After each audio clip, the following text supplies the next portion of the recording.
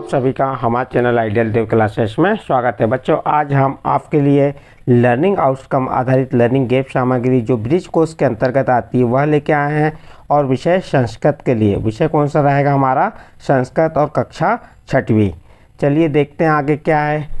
Learning outcome आधारित learning game सामग्री जो बुक है ये N-1 है और इस बुक को राज्य शिक्षा केंद्र मध्य प्रदेश भोपाल द्वारा बनाया गया है। और यह जो पढ़ाई जाएगी 1 सितंबर से स्टार्ट होगी, तो 1 सितंबर से 30 अक्टूबर तक इससे पढ़ाया जाएगा। उसके बाद आपकी ग्रेड आएगी। चलिए, खंड स विषय संस्कृत सत्र 2022-23 के लिए है।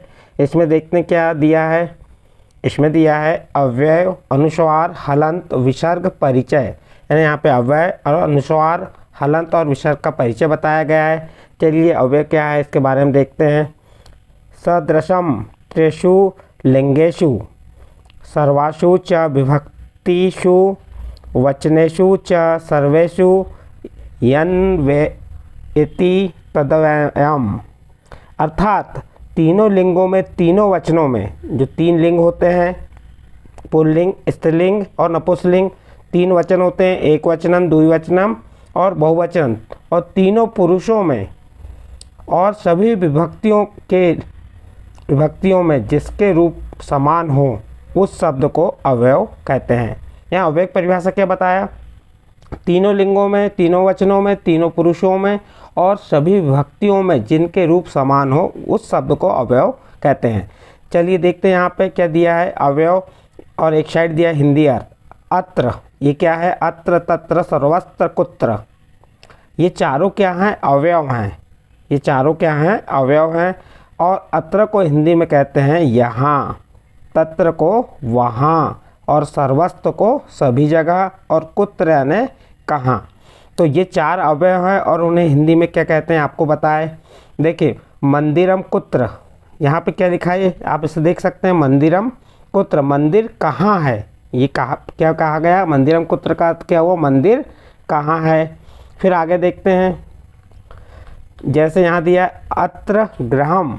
अत्र मीन्स होता है यहाँ, गृह यानी मकान या घर, तो यहाँ घर है। तत्र उद्यानम, तत्र यानी वहाँ, उद्यानम यानी बगीचा है, फूलों का बगीचा। तत्र विद्यालयम, तो यहाँ पे क्या है? तत्र विद्यालयम, तो तत्र में का अर्थ हुआ वहाँ विद्यालय या स्कूल है। तो इस प्रकार से यहाँ उदाहरण देके बताया कि एक मंदिरम कुत्र यानी मंदिर कहाँ है, कुत्र यानी कहाँ, अत्र यानी यहाँ, तत्र यानी तत्र मीन्स वहाँ।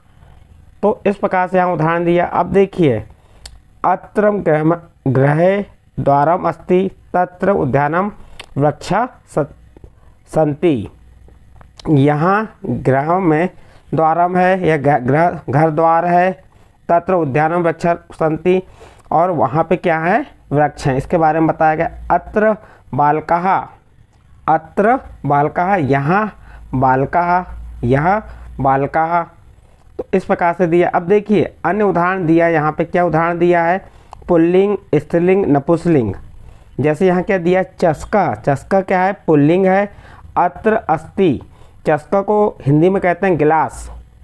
तो अत्र मीन्स क्या हुआ? अत्र का अर्थ हुआ यहाँ, अस्ति है, तो चस्क यानी गिलास यहाँ है। हिंदी में क्या हो जाएगा? गिलास यहाँ है। स्त्रीलिंग में देखिए, लेखनी अत्र अस्ति, लेखनी यहाँ है। नपुंसकलिंग में देखिए, पुस्तकम अत्र अस्ति, पुस्तक यहाँ है। यानी कि तीनों लिंगों में अवयव एक से रहते हैं। देखिए यहाँ पे क्या दिया? वृक्ष तत्र अस्ति, वृक्ष वहाँ है, तत्र मीन्स होता है वहाँ। नदी तत्र अस्ति, नदी वहाँ है। तो आपको यहाँ अवयव को याद रखना है। अत्र यानी क्या हुआ? यहाँ, तत्र यानी वहाँ।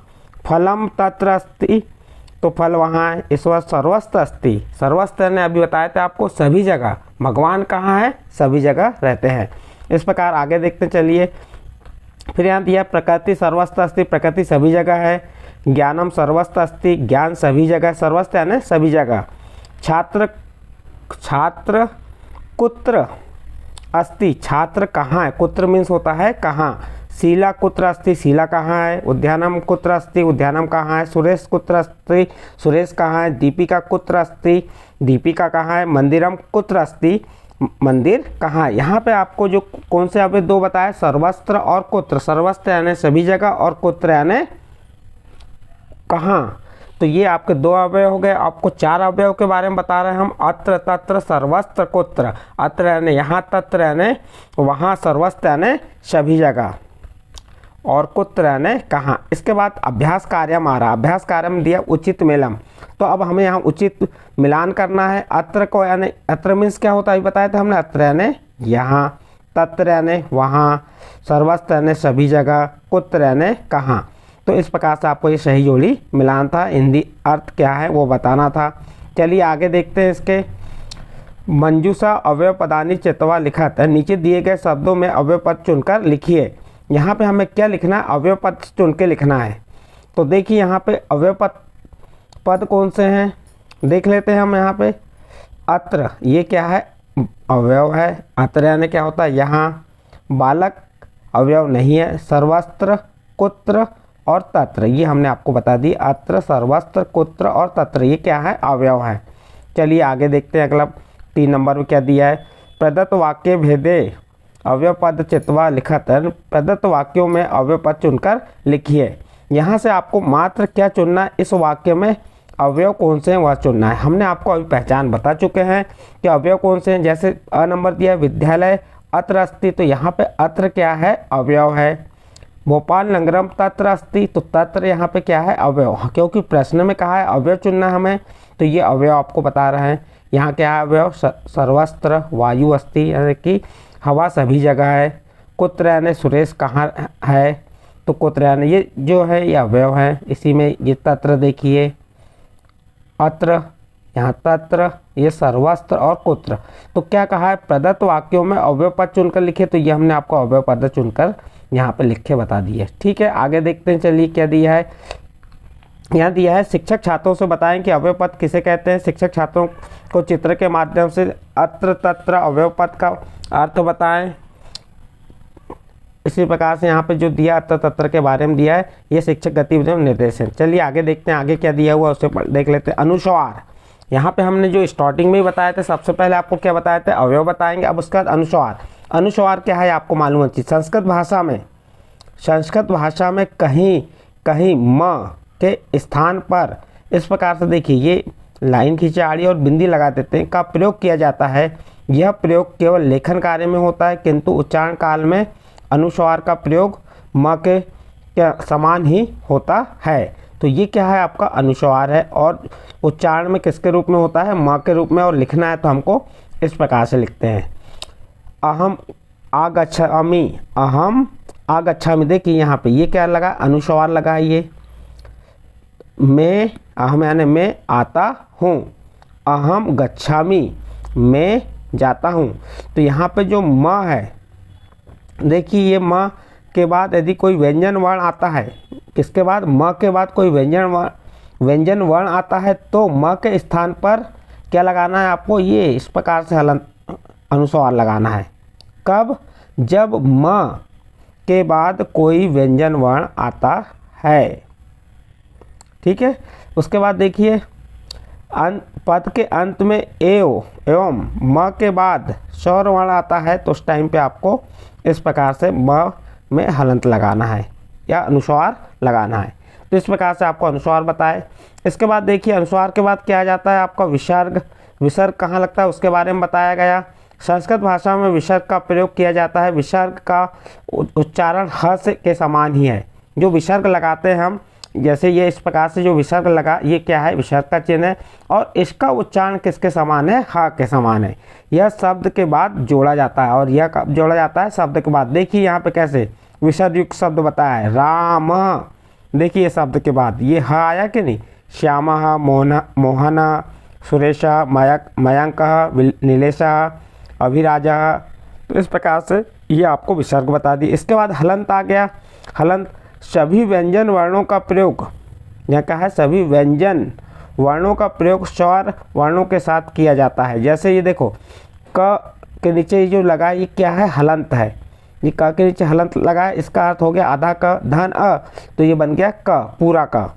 तो ये क्या कह रहा है, सभी व्यंजन वर्णों का प्रयोग स्वर वर्णों के साथ किया जाता है। अ स्वर का प्रयोग मात्र उच्चारण के लिए होता है। जिन व्यंजनों में वर्णों का प्रयोग स्वर वर्ण के बिना होता है वे हलंत वर्ण कहलाते हैं। देखिए यहाँ पे स्वर व्यंजन स्वर नहीं है, स्वर वर्ण है क्या? नहीं। तो इन सब में क्या लगा है? ये हलंत लगे हुए हैं। तो क्या होगी हलंत की परिभाषा क्या होगी? जिन व्यंजन वर्णों का प्रयोग स्वर वर्ण के बिना होता है वे हलंत वर्ण कहलाते हैं। जिन व्यंजन वर्णों में स्वर का अभाव होता है वे हलंत चिन्ह की सहायता से लिखे जाते हैं तथा उनका आधा उच्चारण होता है। चलिए आगे देखते हैं। उदाहरण के रूप में दिया हुआ है, आप इसे देख सकते हैं। उदाहरण के रूप में ध्यान मूलम क्या दिया है? ध्यान मूलम गुरु मूर्ति पूजा मूलम गुरु पदम मंत्र मूलम कुरो वाक्यम मोक्ष मूलम गुरु कृपा। तो इस प्रकार से आपको दिया हुआ था। तो यहाँ पे आपको हमने इस वीडियो के माध्यम से अनुस्वार, विसर्ग, हलंत और अवयव के बारे में बताया। ये आपके समझ आए हो तो आप हमारे चैनल आइडियल देव क्लासेस को सब्सक्राइब कीजिए, लाइक कीजिए और अन्य ग्रुप में शेयर जरूर कीजिए।